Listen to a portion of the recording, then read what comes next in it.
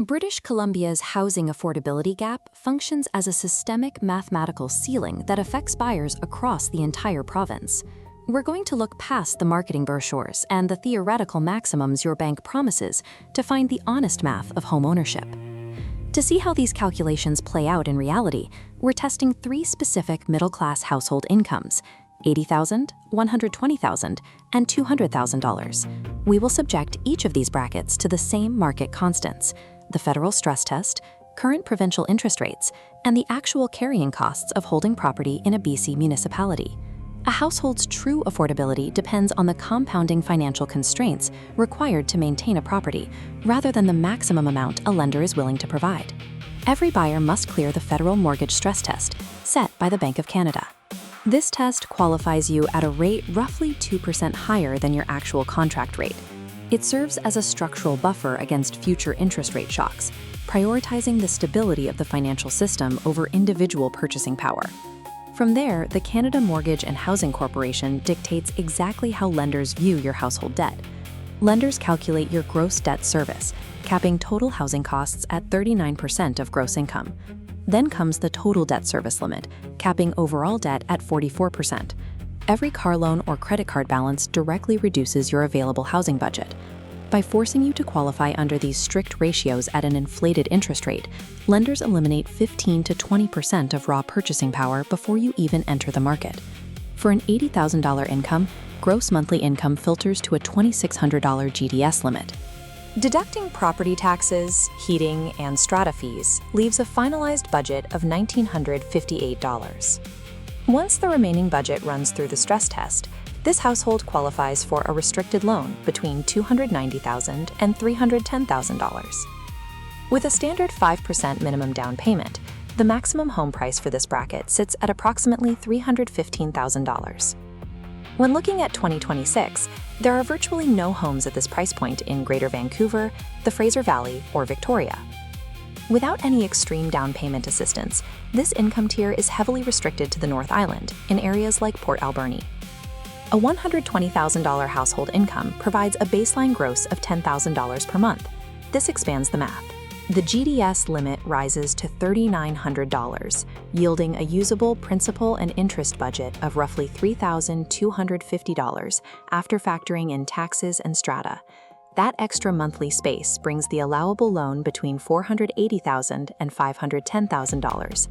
At a $530,000 purchase price, entry-level condos in Surrey, Langley, or Nanaimo become viable options. This specific price tier is also the primary beneficiary of the BC Property Transfer Tax Exemption. Because a $500,000 condo qualifies as 100% tax-free, this household saves $8,000 at closing, though restricted to the attached condo market. Finally, we analyze the highest surveyed bracket. A household earning $200,000 per year operates with a gross monthly baseline of $16,667. This generates a GDS cap of $6,500, leaving an approximate budget of $6,000 specifically for principal and interest. This produces a massive leap in borrowing power, allowing a stress-tested mortgage of roughly $880,000 to $920,000. With a 20% down payment, this household can access homes priced up to $1.125 million. That specific budget provides access to detached homes in Souk or the Cowichan Valley, or townhomes in Burnaby and Coquitlam. However, high earnings bring a new constraint. This household will not qualify for the standard first-time buyer tax exemption, which cuts off at $860,000. To realize significant tax savings, this bracket must rely on the newly built home exemption, purchasing new construction up to $1.1 million. The margins between bank approval and actual affordability are further reduced by hidden operational costs. Municipal property taxes vary widely by region. In Victoria, the effective residential rate runs between 0.3% and 0.6%, scaling directly with the property's assessed value. Next is the impact of escalating strata fees. Across British Columbia, average condo maintenance costs are running between 40 and 80 cents per square foot. These fees are climbing faster than inflation due to a provincial requirement for stratas to prepare comprehensive depreciation reports every 5 years.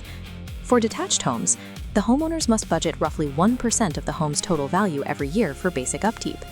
Buyers targeting new builds must account for the unmortgageable 5% GST hit on new construction. Maximizing your borrowing to the absolute limit of the GDS ratio leaves a household exposed to these rapidly scaling operational costs. A lender's maximum number provides a theoretical ceiling for British Columbia buyers. Actual affordability rests on the monthly carrying costs a household can sustain through tax hikes, strata increases, and maintenance crises. Aspiring buyers must look past top-line marketing numbers and calculate their personal structural limits before entering the market. You can access our complete datasets and running structural analysis tools at silentstory.ca. Drop your specific household income in the comments below, and we will feature it in a personalized scenario breakdown in next week's video. Until next time, do the math. The gap between financial approval and housing reality is wider than it looks.